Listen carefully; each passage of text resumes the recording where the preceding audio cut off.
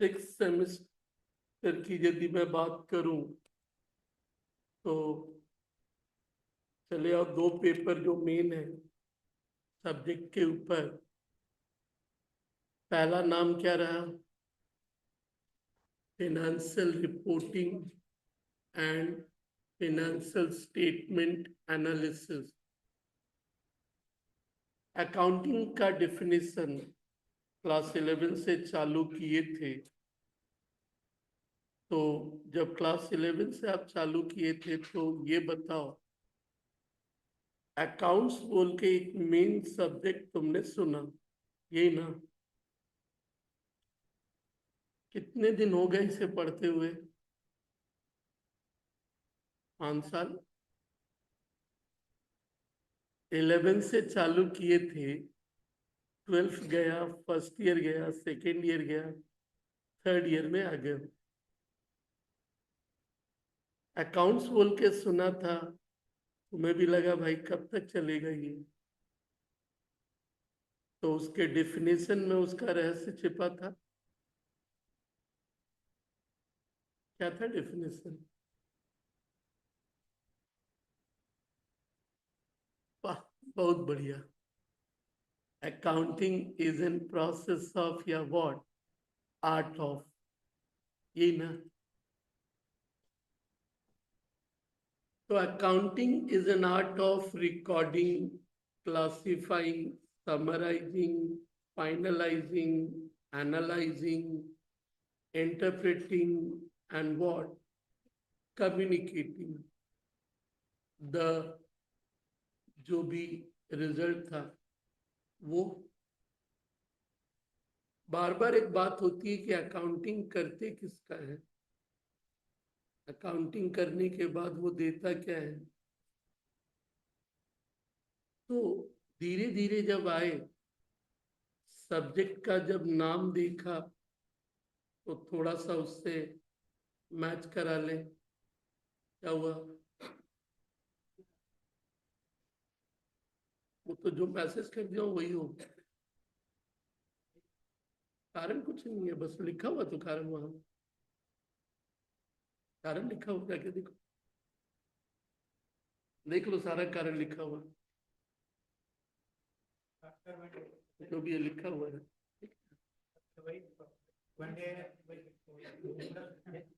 आप जो दिए हो उसका 25% कम कर दो।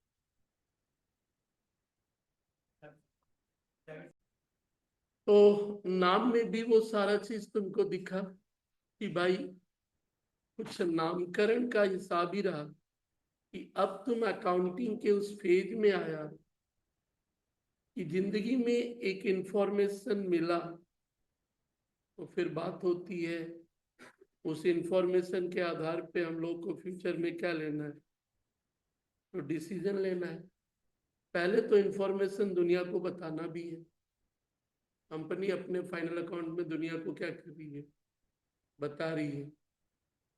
तो जब बता रही है, एनालाइज भी कर रही है, तो अब तू करीब करीब इस हिस्से पे तेरा पूरा हिस्सा रहेगा।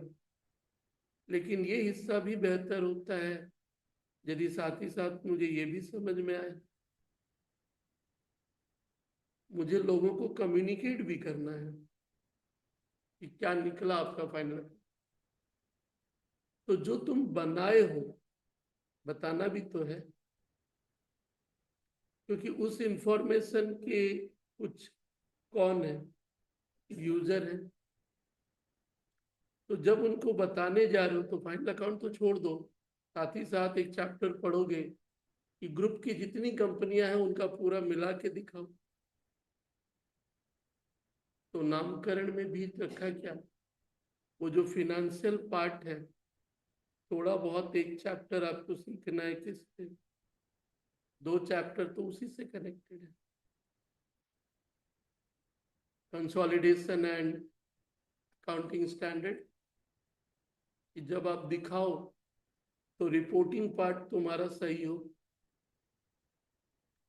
तो जो फाइनल अकाउंट बनाते वक्त आप दुनिया को कुछ बता रहे हो, तो जो 2 चैप्टर आपके उससे कनेक्टेड हैं वो पूरे के पूरे उसी से रिलेटेड हो गए। That is what reporting. तो कहानी था इस सब्जेक्ट का नामकरण वैसा किया ही क्यों गया। These two chapters are related to what? कि जब दिखाओ तो रिपोर्ट करते वक्त क्या ध्यान जाएगा। साथ ही साथ अंत में आपका अकाउंट सिमट जाता है कहाँ पे, उस फाइनल अकाउंट में। अब इंसान उस इंफॉर्मेशन का यूज करेगा, बट उसके लिए पहले क्या करेगा, कैसे करेगा, वो तुम्हें सिखाने वाले हैं। तो मैंने पहले ही कहा, नाम चाहे वो कुछ भी हो, रियल में एक सिंपल भाषा में समझ जाओ, व्हाट अकाउंट्स। अकाउंट्स के उस आखिरी दौर में आप पहुंच रहे हो कि आप अब तक फिफ्थ तक भी कुछ रिकॉर्ड ही कर रहे थे। इंटरनल रिकंस्ट्रक्शन में क्या होगा, बाईबैक में क्या होगा, वही सब प्रोसेस बार बार चल रहा था। कंपनी का final account last part ready हो गया, तो लगा कुछ इधर भी देख लेते हैं। सिलेबस होता तो अकाउंट्स में और बहुत कुछ है, लेकिन जो लोग भी उस सिलेबस के डिसीजन लेने वाली अथॉरिटी है, उनको लगता है चलो इतना ही बता दो। तो इसी सिलसिले में जब वो आए तो सिंपली बोल सकते हो कि ये 2 चैप्टर उससे रिलेटेड है, तो ये 4 चैप्टर रिलेटेड है फॉर एनालिसिस। एनालिसिस की जब बात हुई तो अब आ जाओ कि हम लोग जब पहले चैप्टर की बात करते हैं तो पहला चैप्टर जो है obviously related to what analysis. Analysis करने के लिए आप पूरा जर्नल लेजर तो नहीं खंगालेंगे। अकाउंटिंग का जो सबसे अंतिम रिजल्ट था जिसमें पूरा अकाउंट सिमट गया है, फाइनल अकाउंट, बस उसे स्टैंडर्ड भाषा में क्या बोलते हो, फाइनेंशियल स्टेटमेंट। तो फिर बात आती है, ये जो फाइनेंशियल स्टेटमेंट है, अब हम लोग उसका करने वाले हैं क्या, एनालिसिस। अब रहा फाइनेंशियल स्टेटमेंट का एनालिसिस, तो लिखते वक्त कुछ सीक्वेंस हम लोग वही घुमा फिरा के वहीं से चालू करते हैं कि शुरुआत तो किया कहाँ से, अकाउंटिंग ऑफ ट्रांजैक्शन से। दिया क्या इंफॉर्मेशन, करना क्या है, लेकिन डिसीजन लेने से पहले मुझे करना क्या होगा, एनालिसिस। मान लो किसी लड़के से आप शादी करने वाले हो, कैसे एनालिसिस करोगे, एक ही एंगल से या बहुत सारे, गुड लुकिंग है या नहीं है, तो तो बहुत सारी चीजों से तुम्हें एनालिसिस करना होगा। कि फाइनेंशियल स्टेटमेंट एनालिसिस जब करने वाले हो तो किसी एक एंगल से तो नहीं देखोगे कि गुड लुकिंग है या नहीं है, पैसे वाला है या नहीं है, फैमिली का ऑब्लिगेशन कितना है। उसी तरह फाइनेंशियल स्टेटमेंट एनालिसिस के भी बहुत सारे क्या है, टेक्निक्स हैं, एक एंगल से नहीं सोचना। जितने भी टेक्निक हैं उसको मेजर 2 टुकड़े में क्लासिफाई किया। एक ट्रेडिशनल, क्योंकि एक सब्जेक्ट का इतिहास है, तो एक रखा कि पुराने और परंपरागत लोग उसे कैसे सोचते थे, और ऑब्वियसली ट्रेडिशनल का उल्टा आजकल लोग कैसे सोचते हैं। आज की तारीख में तुम जो एनालिसिस करने वाले हो ये भी पुराना ही है, मतलब सीयू वाला धीरे धीरे चलता है। ये भी वही सब तरीका बता रहा जो पहले से ही था। आज की तारीख में तो बहुत सारे मॉडर्न एनालिसिस आ चुके हैं जो अभी भी उसने अपने सिलेबस में इनकॉर्पोरेट नहीं किया है। यानी पिछले 10-15 साल, 10 साल पहले भी बोलोगे तो आ चुका है, या लगा कि उसे एडवांस बताना नहीं है तो फिर बता नहीं रहे। बट इसके बाहर भी बहुत कुछ ऑलरेडी डेवलप हो चुके हैं। 20 साल पहले का जो एनालिसिस था आज भी वो वही उसे बताया जा रहा है, जबकि जोड़ा जा सकता था। हो सके कि उसके पास समय की मजबूरी है, लगा कि बहुत एडवांस बताना नहीं है, लेकिन जो बता रहे वो आज भी यूज तो होते ही हैं। बट उसके बाद भी बहुत कुछ आ चुके हैं। ट्रेडिशनल एनालिसिस के तरीके जो हैं वही सब चैप्टर में पहला जो ट्रेडिशनल एनालिसिस है, एक है कंपैरेटिव एनालिसिस, एक है कॉमन साइज एनालिसिस, एक है ट्रेंड एनालिसिस। ये तीन मिला के ही आपका ये पहला चैप्टर है। ये तीन मिला के ही आपका पहला चैप्टर है। मार्क्स के हिसाब से 10 मार्क्स यही है। आसान सा सवाल। बाकी मॉडर्न में रेशो है, वो 20 मार्क्स का है। कैश फ्लो है, फंड फ्लो है, भले ही फंड फ्लो लोग आज यूज नहीं करते। और भी बहुत है, बट पढ़ना तुमको तो है ये और तीन ये एनालिसिस पे। यही 4 चैप्टर तुम्हें पढ़ने हैं। On techniques of financial statement analysis. बाकी 2 पढ़ना है, फाइनेंशियल रिपोर्टिंग। ये भी कुछ हद तक रिपोर्टिंग का काम है, रिपोर्टिंग में ये भी लगता है, तो मिक्सअप है। ये 6 चैप्टर जो तुम्हें पढ़ना है, पेपर का नामकरण भी उसी अंदाज में किया गया। सीखने के बाद अकाउंटिंग के इस पेज में तुम थोड़ा सा एक्सपर्ट बनोगे। तो चलो अपने एक आसान से हिस्से से चालू करते हैं। Comparative and what, common size trend. तीनों में से एग्जाम में कोई एक आता है, कोई एक है, तो तीनों आसान।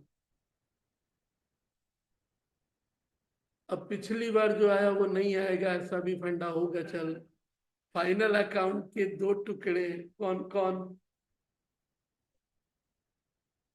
Performance and position. परफॉर्मेंस यानी प्रॉफिट, जहां से पता चलता है। इनकम भी बोल सकते हो। पोजीशन यानी बैलेंस शीट भी बोल सकते हो। तो परफॉर्मेंस एंड व्हाट, पोजीशन। बात जब परफॉर्मेंस की होती है तो फिर ऐसे तो जो कुछ भी कर रहे हो वो किसका कर रहे हो? कंपनी का। और कंपनी का बोलने से ही पढ़ी हो शेड्यूल 3। तो 2 हिस्से का सेपरेट होता है, मिक्सअप नहीं आता। कोई एक आएगा, या तो बैलेंस शीट या तो व्हाट, प्रॉफिट वाला पीएल। चलो सबसे पहले शुरू करते हैं किससे? तो सम नंबर 10, जिसमें पहला पार्ट रहा। तो सम नंबर 10 कहता है कि ये जो बैलेंस शीट के फिगर है, एक कंपैरेटिव और कॉमन साइज बना के दिखाओ।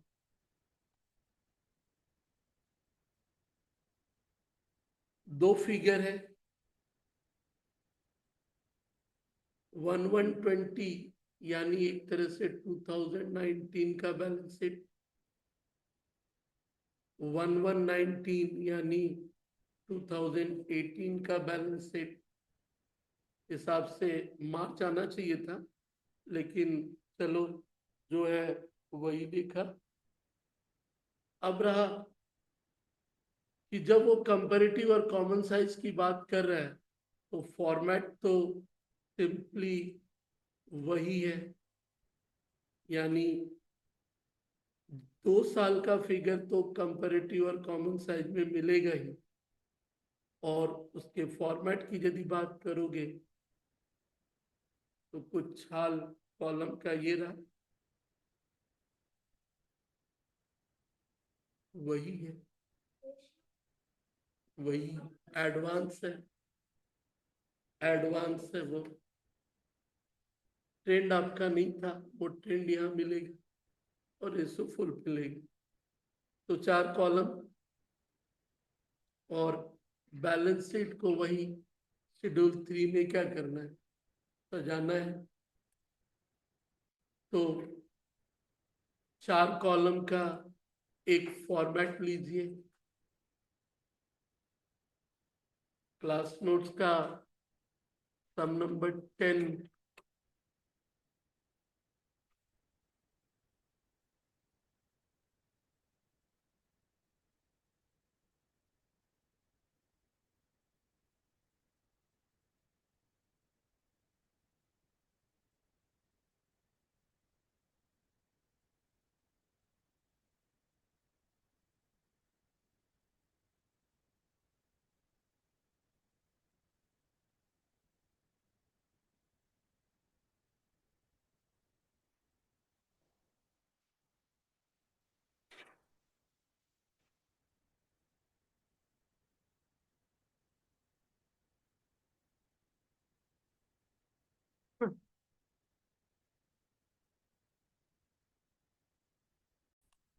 कंपैरेटिव बैलेंस शीट कॉलम कुछ ये रहा।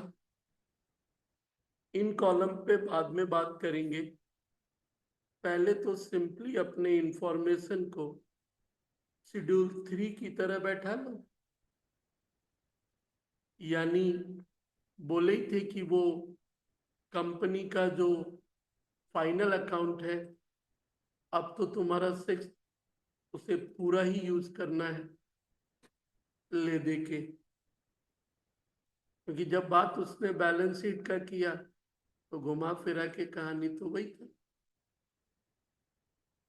और इसी फंडा पे फिर वही, जब आप डिटेल लेते हो तो फिर वही सारा पार्ट,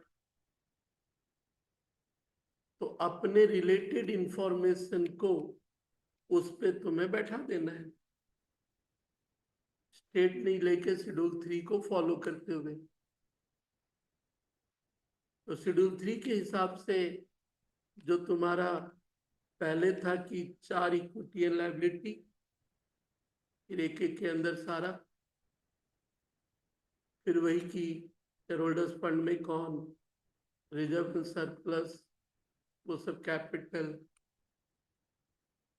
तो अपने नाम में दिख ही क्या रहा है, equity, preference, debenture, reserve and surplus, long term loan, investment, fix assets, current assets और current liability.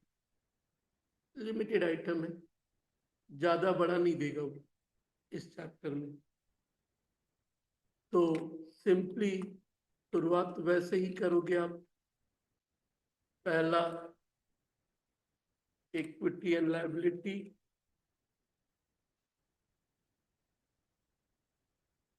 Share holders fund,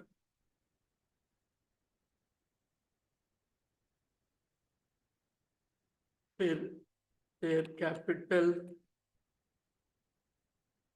दो नाम दिखा, equity share capital, preference share capital,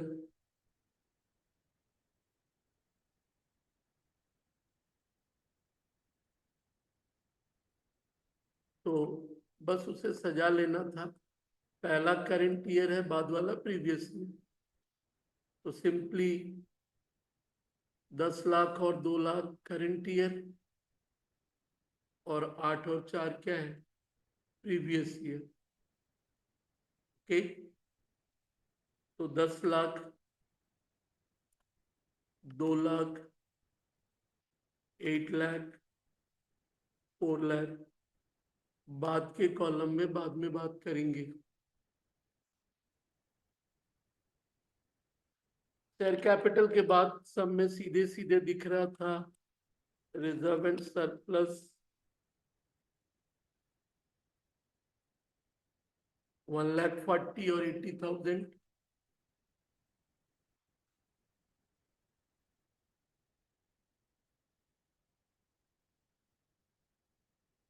इसके बाद चला तो दिख रहा है कि डिवेंचर, लॉन्ग टर्म और व्हाट, करंट लायबिलिटी, ये 3 एसेट्स है। बाकी तो सब तो बचे जो है वो एडजस्ट करना है। तो फिर नॉन करंट लायबिलिटी,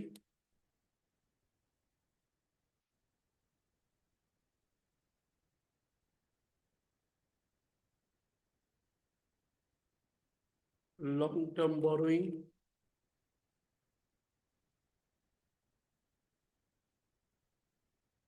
दो है, 10% डिवेंचर और लॉन्ग टर्म लोन।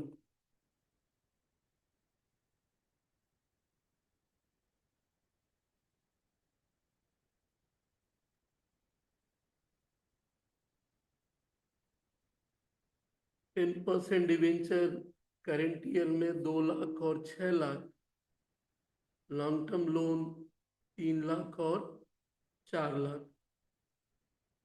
ठीक है, 2 lakh, 6 lakh, 3 lakh, 4 lakh, and finally current liability,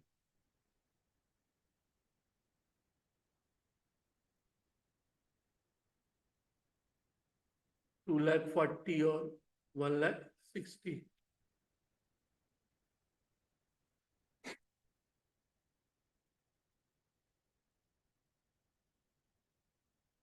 add कर लोगे पूरे अपने लाइबिलिटी को।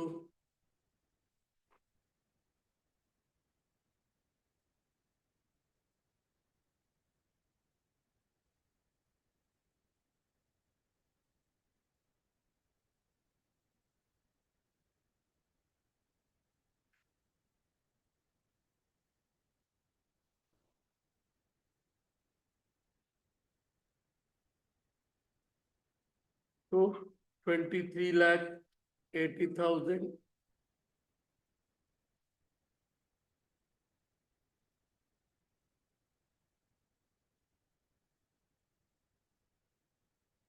and 21,40,000। के एसेट्स में बचे हैं आपके पास 3 नाम, इन्वेस्टमेंट, फिक्स एसेट्स और वॉट। रही बात आपके फॉर्मेट की, तो 2 तो मेन थे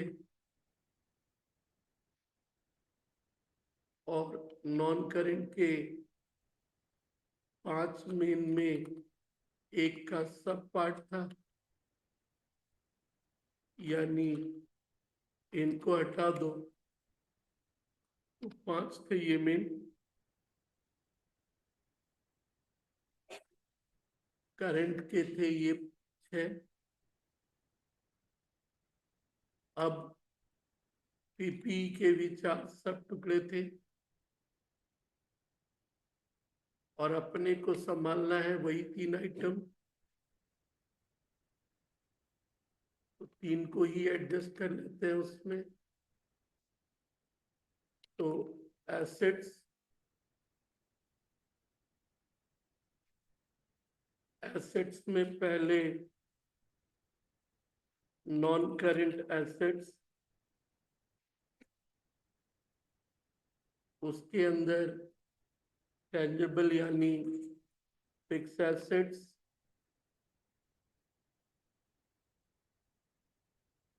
फिक्स एसेट्स, अब आप पीपी छोड़ जो नाम है वही रहने देते हैं, 1260 और 1140, 1260 और 1140।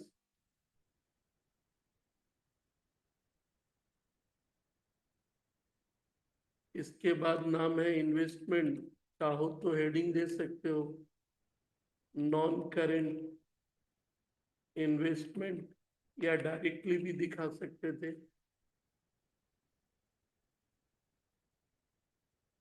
इन्वेस्टमेंट।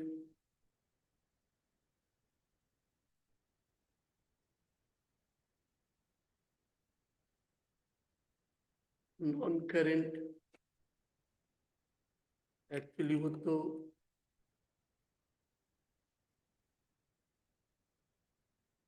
चलिए, पहला कौन,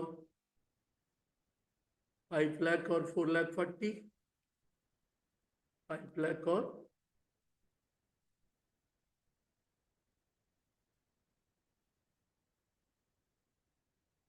नेक्स्ट हो गया, कौन सा दिया है, करेंट एसेट्स, तो डायरेक्टली बैठा लिया,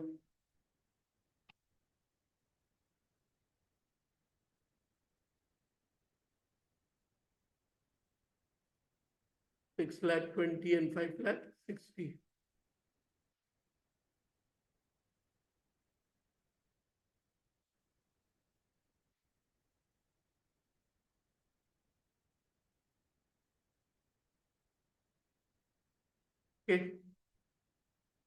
ऐड कर लिया, ऑब्वियसली वही आना चाहिए।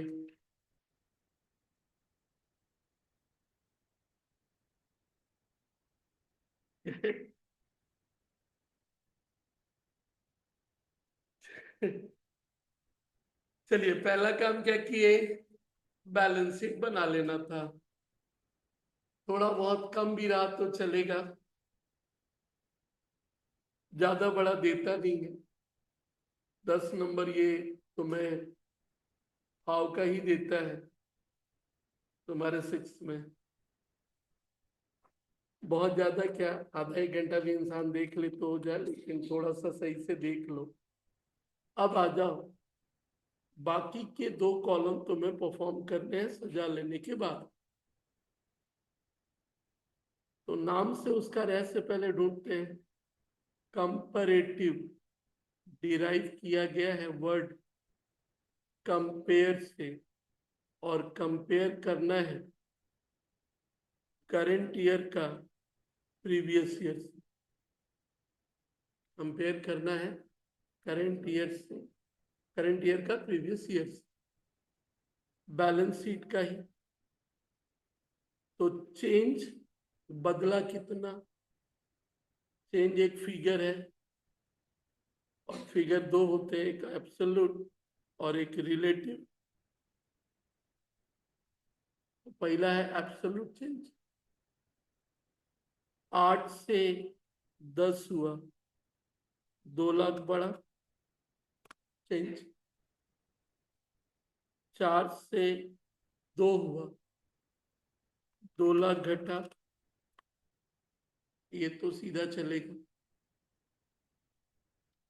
एक एक करके हटाते जाओ, रिलेटिव परसेंटेज बाद में आ रहा हूं, 80 से 140, 60, 3 से 2, -1, 4 से 6, 2, 160 से 2, 40, 80, ऊपर से ऐड भी कर सकते हो या डिफरेंस भी निकाल सकते हो, फिर 1 20, 60 एंड 60, 2,40,000। क्लियर है। एब्सोल्यूट चेंज, कंपैरेटिव नामकरण ही इसलिए था, कंपेयर करना है, कंपेयर करना है, यानी comparison of previous current year figure with previous year, थोड़ा बहुत आइडिया तो वैसे ही लग जाता है। अब परसेंटेज, जिंदगी में किसी भी परसेंटेज का बेसिक कैलकुलेशन है न्यूमरेटर बाय डिनोमिनेटर इनटू 100। किसी भी परसेंटेज का परसेंटेज किसका निकाल रहे हो? Absolute change. तो जो जिसका परसेंटेज निकाल रहे हो वो तो ऑलवेज न्यूमरेटर होता है, ऑलवेज न्यूमरेटर होता है। यानी 2 लाख रुपया न्यूमरेटर। जिंदगी में हमेशा अटेंशन रखोगे डिनोमिनेटर का, हमेशा अटेंशन और समझ बरकरार रखना है। मतलब जिसको एक्सप्रेस करना है कुछ एक रेशो टर्नओवर और कवरेज में, वो डिनोमिनेटर होता है जिसको एक्सप्रेस करना है। बाकी सब में वो न्यूमरेटर होगा। एग्जाम्पल के तौर पे ग्रॉस प्रॉफिट रेशियो, तो जीपी न्यूमरेटर होता है। याद तो आपको सिर्फ सेल्स रखना है, ये तो नाम में मिलता ही है, ये तो नाम में मिलता ही है। तो तुमको समझ रखना है सिर्फ न्यूमरेटर का। तुम अभी परसेंटेज निकालने वाले हो किसका? एब्सोल्यूट फिगर का। तो जब तुम एब्सोल्यूट फिगर का निकालने वाले हो तो सीधा सीधा अभी का इसका परसेंटेज चाहिए। तो ये तो न्यूमरेटर हो ही गया 2 लाख। डिनोमिनेटर सोचो क्या होना चाहिए? लॉजिक, कारण, एक्सप्लेनेशन। पिछले साल की तुलना में कितना परसेंट बढ़ा? पिछले साल की तुलना में तो जो चेंज हुआ मेरा वो कौन होगा? न्यूमरेटर। और यहां मेरे सोचने का आधार ये कंपेयर रिलेशन टू व्हाट, तो सभी के केस में कौन होगा? Previous year figure. कौन होगा? Previous year figure. तो 2 लाख प्रीवियस ईयर कौन है? 8 लाख इंटू वॉट? 100। समझ गए? अगले वाले में -2 lakh divided by what? Previous 4। इसी तरह से सब में वो क्या होगा? चलता जाएगा। क्लियर? तो पहले वाले का फिगर बोलो। 2 लाख बाई 8 लाख, 25%। के बाद का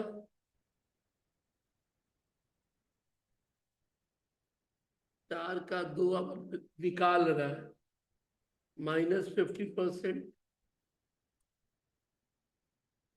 उसके बाद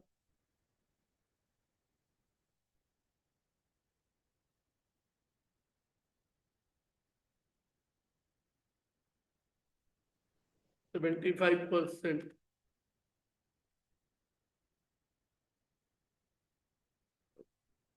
1/3 33.33%। 1/3 33.33%। तो माइनस है तो माइनस साइन ही देखोगे। 50%। 50%। हाँ, परसेंटेज को ऐड मत करना क्योंकि बेस रिलेटिव फिगर में कॉमन टर्म नहीं होगा। तो फिर से निकालोगे 240 का कितना? अमाउंट को जोड़ सकता, परसेंटेज को नहीं।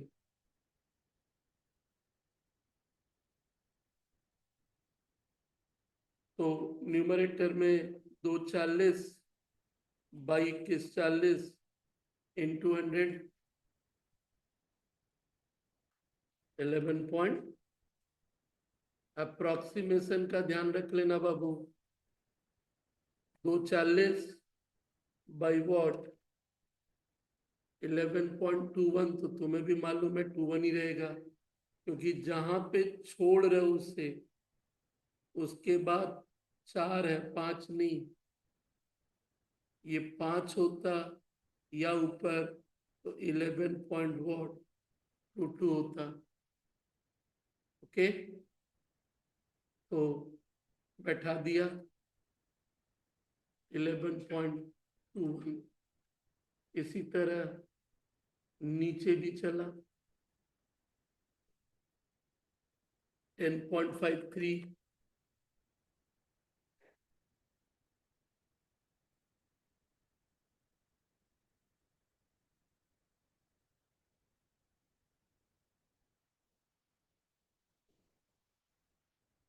13.64,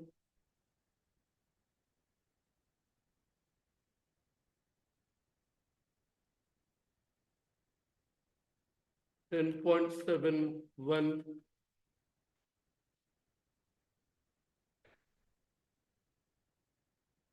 ऑब्वियसली 11.21 होगा। क्लियर? तो ये रहा कंपैरेटिव, कंपेयर करना है पिछले साल की तुलना में। Absolute, then what, relative. इसी सब में बोला था कि कंपैरेटिव के साथ कौन, कॉमन साइज। क्लियर? तो जब बात कॉमन साइज की आई तो है तो यही, प्रेजेंटेशन थोड़ा सा चेंज हो जाता है। प्रेजेंटेशन थोड़ा क्या होगा, चेंज हो जाएगा। प्रेजेंटेशन क्या चेंज होगा, तो राइट हैंड साइड के कॉलम का कुछ रूप बदला हुआ होगा।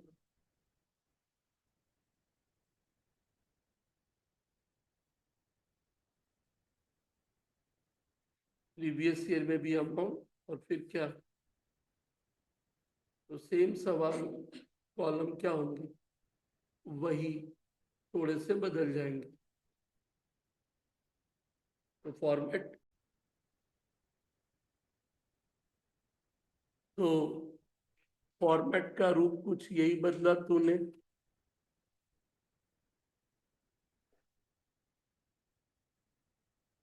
ईयर का हिसाब थोड़ा अलग रह गया, 2020 तो बोलना गलत था, 11/1/2020 एंड व्हाट 11/1/2019।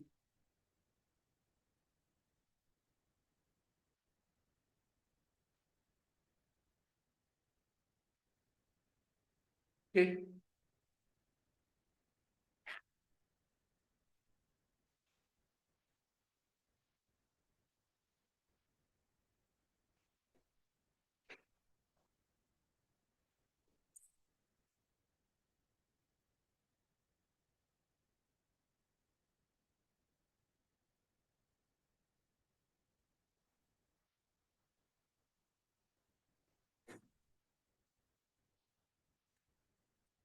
तो पर्टिकुलर और अमाउंट वाला कॉलम तो सेम ही होगा भाई, जो बदलने वाला है कौन, परसेंटेज। बाकी एज इट इज फिर से बैठा लो, बाकी एज इट इज क्या करो, फिर से बैठा लो दोनों का अमाउंट, परसेंटेज बाद में बैठाएंगे हम लोग।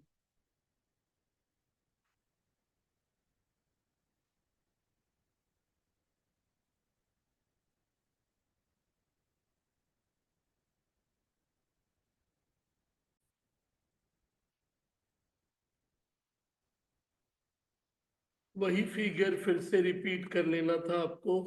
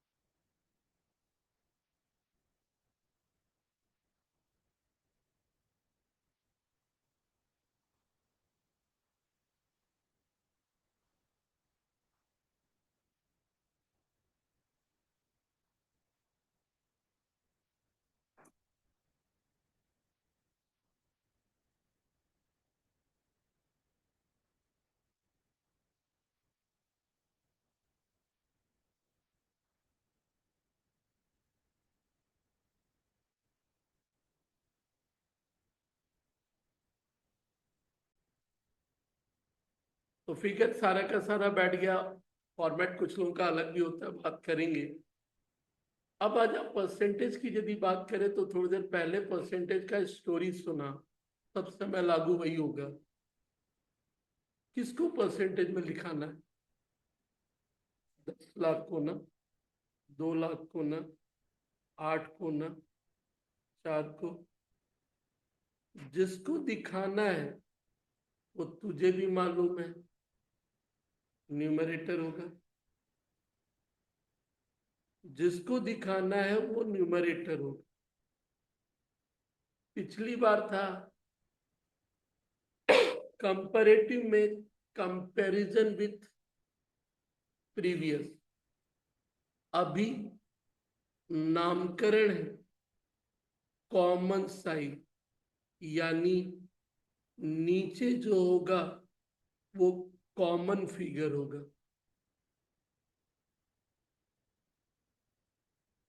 नीचे जो होगा वो कौन होगा? कॉमन फिगर होगा। अब ध्यान से देखा कि भाई कौन सा फिगर इसमें से हम कॉमन ले।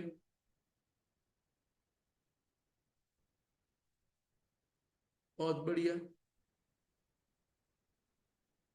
कौन सा कॉमन फिगर?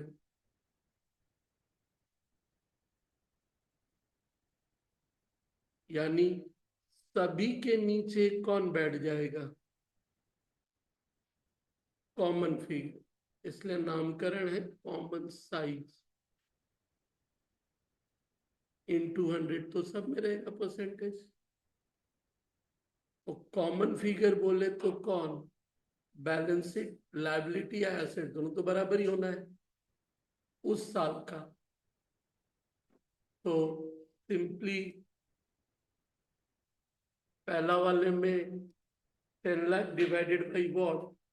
23,80,000। सब में कॉमन फिगर बैठता जाएगा। तो बोलो पहला कितना आया?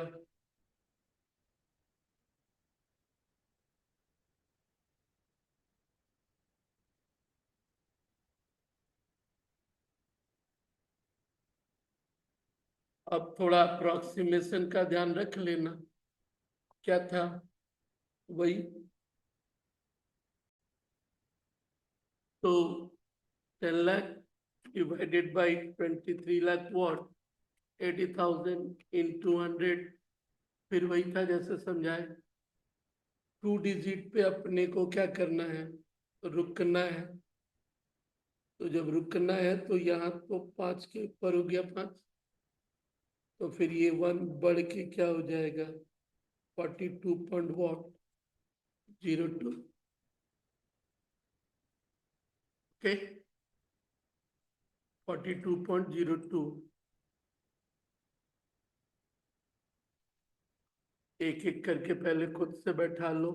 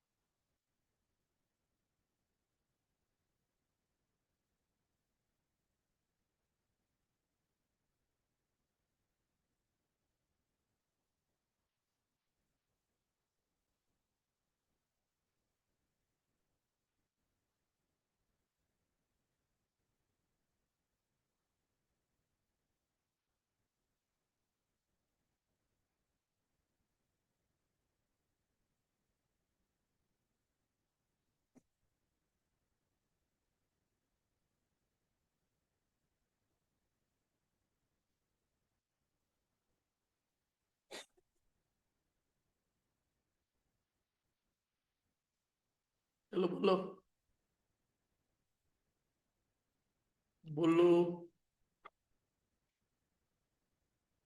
8.40 5.88,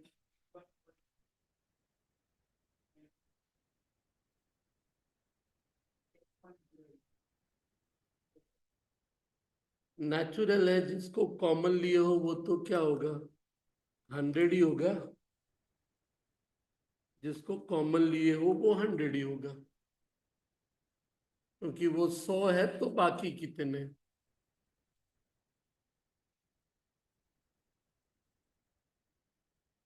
तो उधर भी सेम 100 से आगे बढ़ोगे।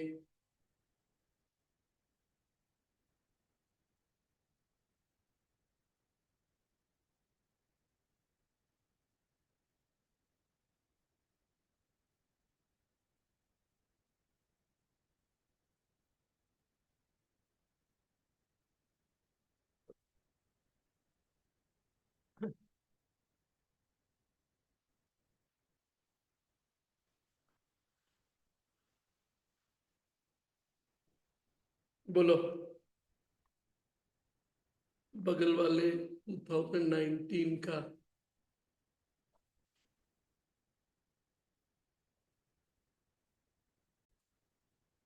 बताओ, ऊपर 37 पॉइंट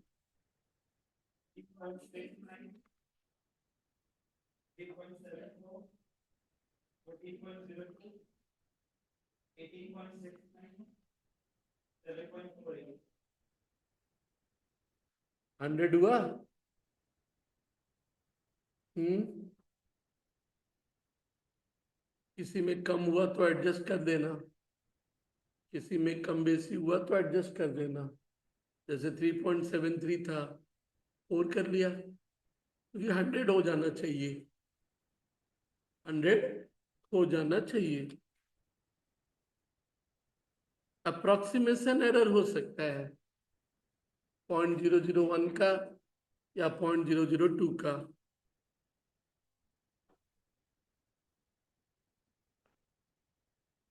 चलिए, एसेट साइड नीचे की तरफ, टोटल तो 100 होना ही है।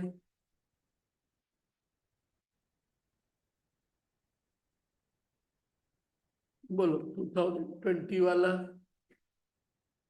और 19, 6 फिगर निकाल लो। 52.94, 21.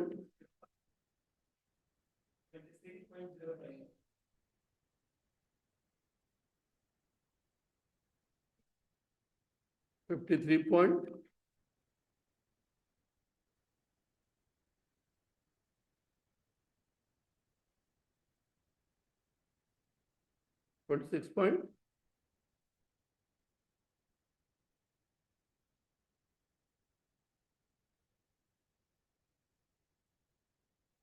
ओके,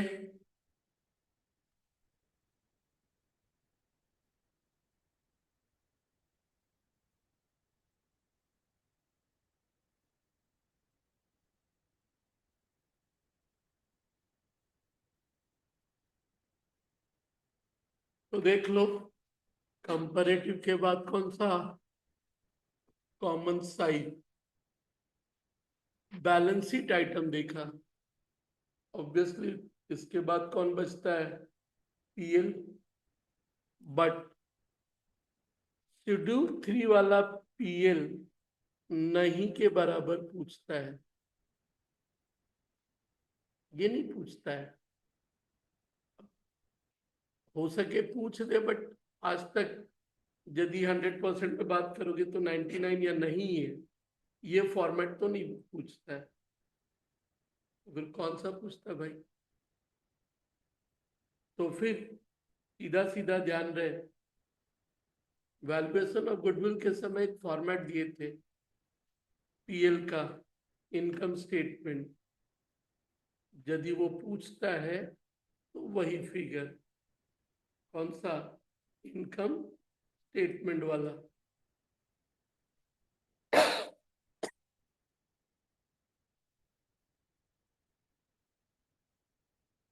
अब आगे बार बार इनकम स्टेटमेंट के नाम पे यही जाएगा, उसी दिन बोले थे कि जिंदगी भर अब तुम्हें बार बार यदि कोई फॉर्मेट यूज करना है तो वो यूज करना है तुम्हारा एक इनकम स्टेटमेंट, क्योंकि पूरे सिक्स्थ में आप इससे पूरा यूज करने वाले हो। और इवन इफ इसकी शुरुआत आज ही से है, यदि बोले तो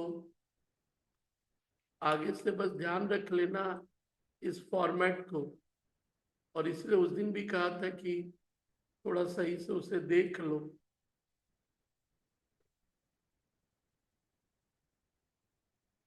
शुरुआत कहाँ से है, फिर क्या आया, क्या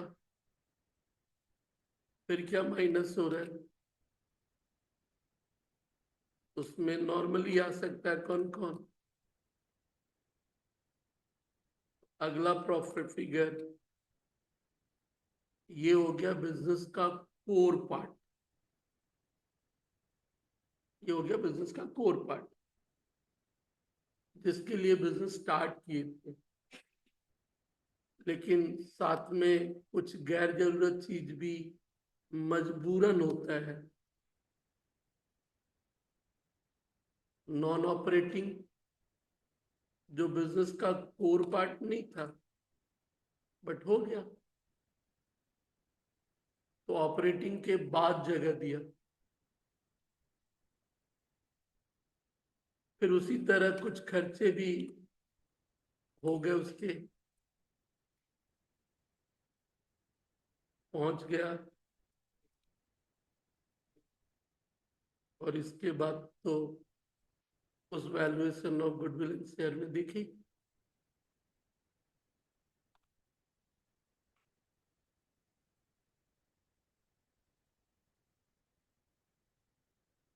यहां से तो शेड्यूल 3 भी देखे थे।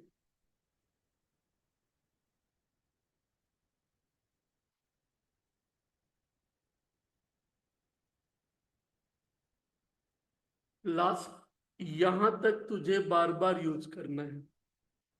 ये सब यूज होगा बाद में, बट फिलहाल बस नींद में भी ये याद रहे। ध्यान रखना इस पूरे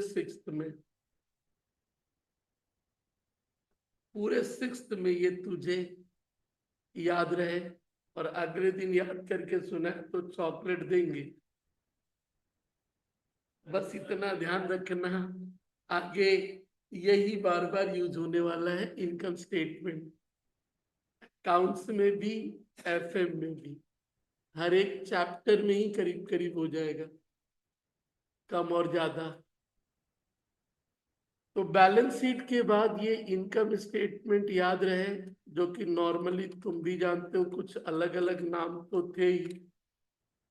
ईबीआईटी, कुछ लोग इसी को बोल लिए पीबीआईटी, नाम चाहे प्रॉफिट बोल या अर्निंग बोल, प्रॉफिट बोल या अर्निंग बोल, ईबीटी।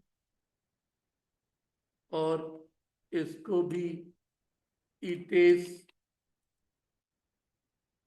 या पाफेज। और बस यहां से फिनेंशियल वाले की जिम्मेदारी चालू होती है,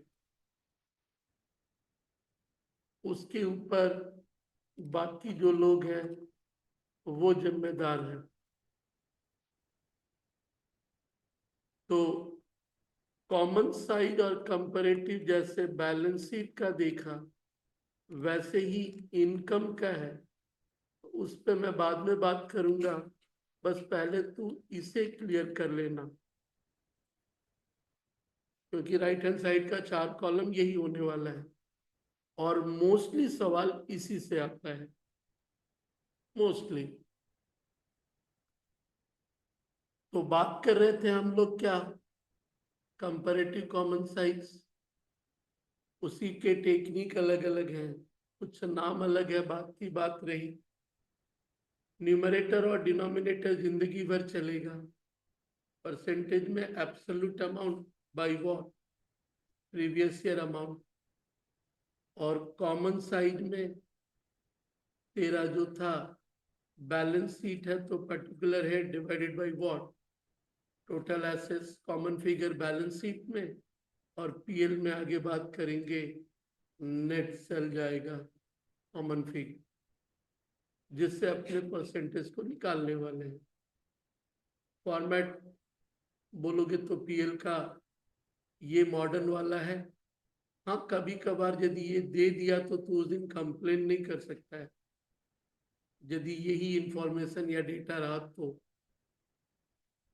ध्यान रहे सीखने क्या जा रहे हो। पहले भी बोला हूं, सामने से जो गुजरेगा ना वो बहुत बड़ी चीज गुजरती है, भले ही वो जितना गुजरा है, जितना गुजरता है सारा कहानी जिंदगी भर। शेड्यूल 3 में तो करंट ईयर के साथ प्रीवियस ईयर फिगर भी था, बस ये दोनों नहीं था। और तुम उसे ट्रेडिशनल एनालिसिस के नाम पे सीख रहा है, और जैसे सिंपली एक 5 नंबर सवाल है, जनरल का 2, कंपैरेटिव पे ही बोला सर आज ही चालू हो गए। आराम तो जिंदगी में काम करते करते कर लिए तो बढ़िया, काम को रोक के